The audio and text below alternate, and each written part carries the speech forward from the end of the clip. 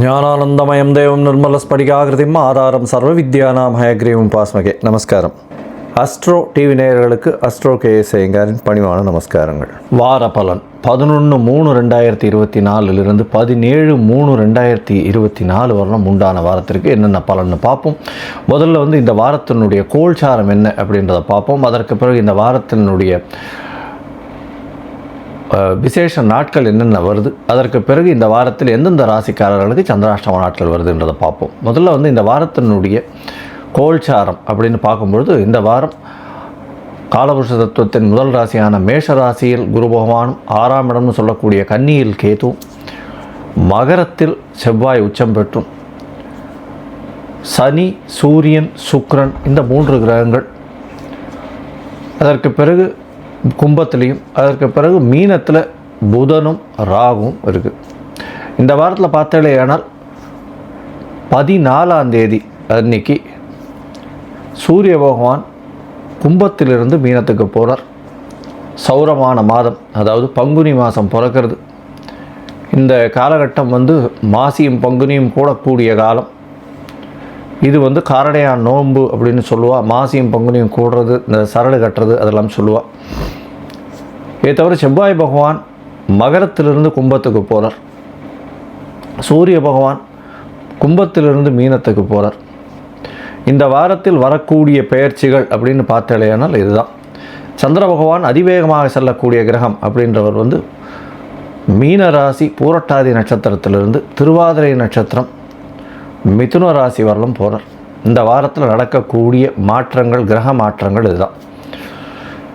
இந்த வாரத்தில் வரக்கூடிய விசேஷ நாட்கள் அப்படின்னு பார்த்தாலேயானால் 13ஆம் தேதி, அதாவது 13/3/2024 மாசி மாதத்தின் கடைசி நாள், சதுர்த்தி, சுக்லபட்ச சதுர்த்தி. அதனால் வர சதுர்த்தி அப்படின்னு பேர். இந்த வர சதுர்த்தியில் எனக்கு என்னென்ன வேணுமோ அதை கொடுங்கள்னு பிள்ளையார்கிட்ட கேட்டிங்கன்னா அது எல்லாமே கிடைக்கும். அதனால் வர சதுர்த்தி ரொம்பவும் விசேஷம். விநாயகர் பெருமானை 9 முறை சுற்றிட்டு வர்றதும், அவருக்கு ஒரு தேங்காய் உடைக்கிறதும், 9 முறை தோப்புகரணம் போட்டுட்டு வர்றதும் நல்ல ஒரு ஏற்றத்தையும் மாற்றத்தையும், நீங்கள் நினைத்த விஷயங்கள் எல்லாத்தையும் அச்சீவ் பண்ணக்கூடிய வாய்ப்புகள் மிகவும் உண்டு. உங்களுடைய ராசிக்கு இதை பொதுவாகவே பார்த்தீங்கன்னா இந்த ராசிக்காரர்கள் எந்த ராசிக்காரர்களாக இருந்தாலும் இந்த வர சதுர்த்தியை கொண்டாடுறது ரொம்பவும் நல்லது. 14ஆம் தேதி பங்குனி மாதம் பிறக்கிறது. மாசி பங்குனி கூடும் நேரம். இது காரடையான் நோன்புன்னு சொல்லுவாள். இதனுடைய விசேஷம் என்ன அப்படின்னா, திருமணம் ஆன பெண்களுக்கு அதாவது தாலி பாக்கியம் நல்லபடியாக இருக்கணும் அப்படின்னு சொல்லி இந்த சாவித்திரி கதை சொல்லுவாள். சத்யவான் சாவித்திரி கதை சொல்லுவாள். அவர் யமதர்மராஜனையே சாவித்திரி போய் பிடிச்சி அவருடைய இதுவை மீட்டு கொண்டு வந்ததாக சரித்திரம் சொல்கிறது. இந்த காரடையான் நோன்பு ரொம்பவும் விசேஷம். எல்லோரும் இந்த காரடையான் நோன்பு எப்போ கயிறு கட்டிக்கணும், அதாவது இந்த கயிறு கட்டிக்கணும், நோன்பு கயிறு கட்டிக்கணும் அப்படின்றத பக்கத்தில் இருக்கக்கூடிய உங்களுடைய பக்கத்தில் இருக்கக்கூடிய கோவிலில் இருக்கக்கூடிய அர்ச்சகரையோ இல்லை ஜோதிடர்களையோ பார்த்து கேட்டு தெரிஞ்சுட்டு நல்ல ஹோரைகள், சுப ஹோரைகள், அதுவும் வியாழக்கிழமை பிறக்கிறது இந்த வாட்டி சுப ஹோரைகளில் பண்ணிக்கிறது ரொம்பவும் நல்லது.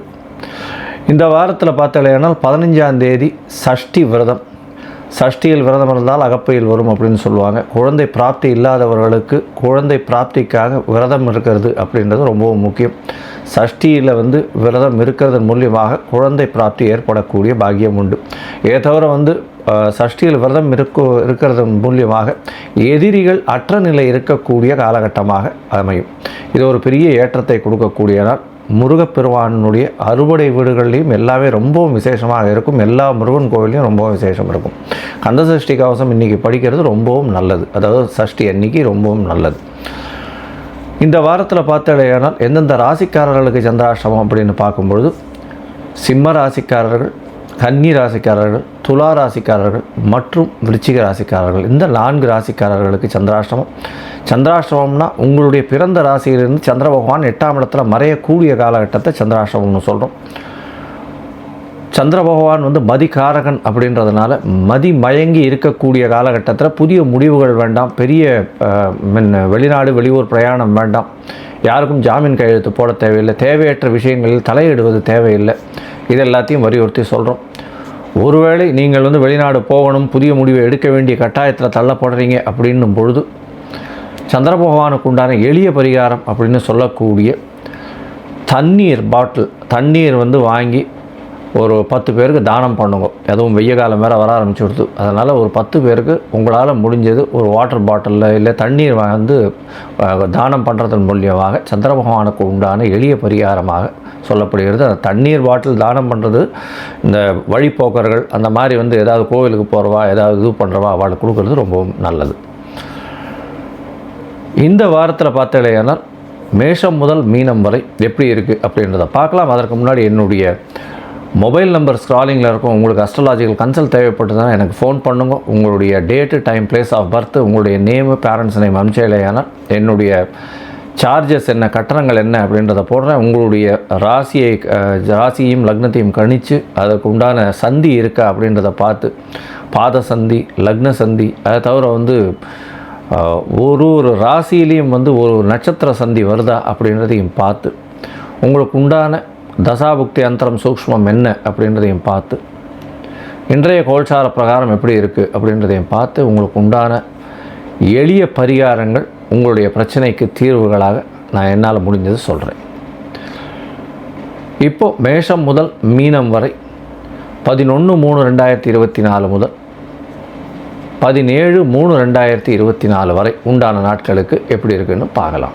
மேஷம், அஸ்வினி, பரணி, கிருத்திகை இந்த 3 நட்சத்திரம் 9 பாதங்களை கொண்ட ராசி. ராசிநாதன் செவ்வாய் பகவான் இந்த வாரம் ஆரம்பிக்கும் பொழுது மகரத்தில் உச்சம் பெற்று இருக்கார். இந்த வாரத்தில் வந்து ஒரு 2-3 நாள் ஆனவுடனே 14ஆம் தேதி பங்குனி மாதம் பிறக்கும்பொழுது செவ்வாய் பகவானும் உங்களுடைய ராசிக்கு 10ஆம் இடத்துலேருந்து 11ஆம் இடத்துக்கு போகிறார். லாபஸ்தானத்தில் நினைத்த காரியங்கள் அனைத்தும் வெற்றிகரமாக முடியக்கூடிய காலகட்டமாக இருக்கும். இந்த வாரத்தில் பார்த்தாலேயானால் 2-3 கிரகங்கள் பயிற்சியாகிறது. ஒன்று வந்து செவ்வாய் பகவான் வந்து கும்பத்தில் போகிறது பெரிய விசேஷம், உங்களுக்கு நல்ல ஒரு ஏற்றம் கிடைக்கும். இருந்தாலும் சனி செவ்வாய் சேர்ந்து 11ஆம் இடத்தில் இருக்கக்கூடியதும் சுக்கிர பகவானோட சேர்ந்து இருக்கிறதுனால ஓரளவுக்கு ஒரு நல்ல ஒரு ஏற்றம் இருக்கும். கணவன் மனைவிக்குள்ள நல்ல ஒரு அந்யோன்யம் இருக்கக்கூடிய காலகட்டம். 2வது திருமணத்திற்கு பார்த்து கொண்டிருப்பவர்களுக்கு 2வது திருமணம் ஆகக்கூடிய பாக்கியம் நிச்சயமாக உண்டு.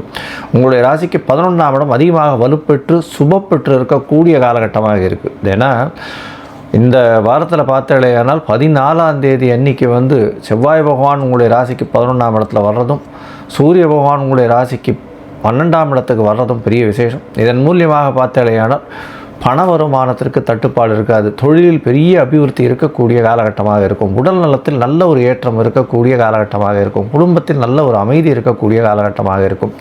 கணவன் மனைவியிடையே நல்ல ஒரு ஒற்றுமை இருக்கும். எதிர்பாலினத்தவர் மூலியமாக நல்ல ஒரு ஏற்றம் இருக்கக்கூடிய காலகட்டமாக இருக்கும். படிக்கக்கூடிய மாணவ மாணவியருக்கு நல்ல ஒரு ஏற்றம்.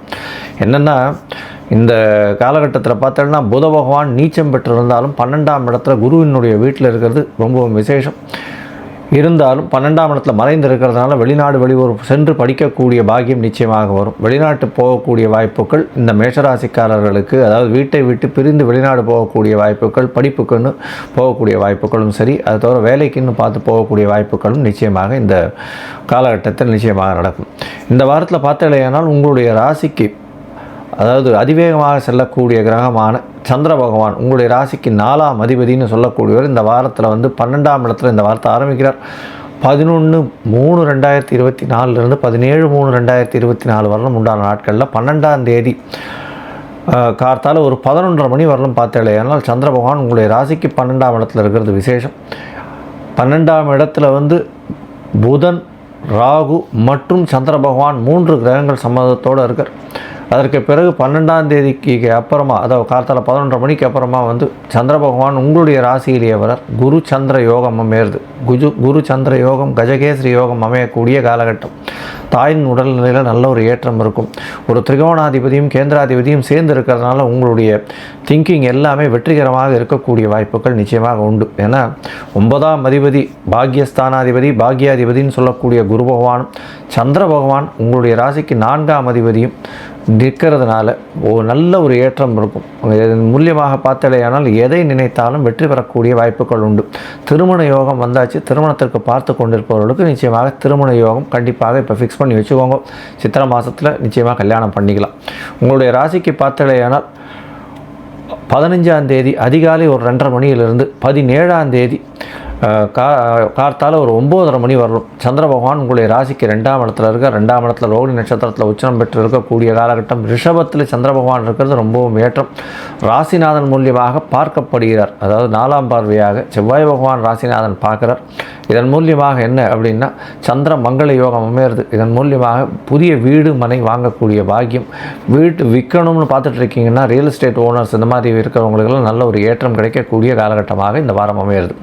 மொத்தத்தில் இந்த வாரம் பார்த்தீங்கன்னா பெரிய ஏற்றம் கிடைக்கக்கூடிய வாரமாக இந்த வாரம் மேஷராசிக்காரர்களுக்கு இருக்குது. உங்களுடைய ராசிக்கு 3ஆம் இடத்துலையும் சந்திர பகவான் போகிறார். அது வந்து 17ஆம் தேதி கார்த்தால ஒரு 9:30 மணியிலிருந்து 19ஆம் தேதி சாயந்தரம் ஒரு 5:30 மணி வரலும் அங்கே இருக்க 3ஆம் இடத்துல திருவாதிரை நட்சத்திரம் வரலும் போகிறதுனால இதன் மூலியமாக உங்களுடைய முயற்சிகள் எல்லாமே வெற்றி பெறக்கூடிய வாய்ப்புகள் உண்டு. புதிய வீடு மனை வாங்கக்கூடிய பாக்கியம் உண்டு. தொழிலில் பெரிய அபிவிருத்தி ஏற்படும்.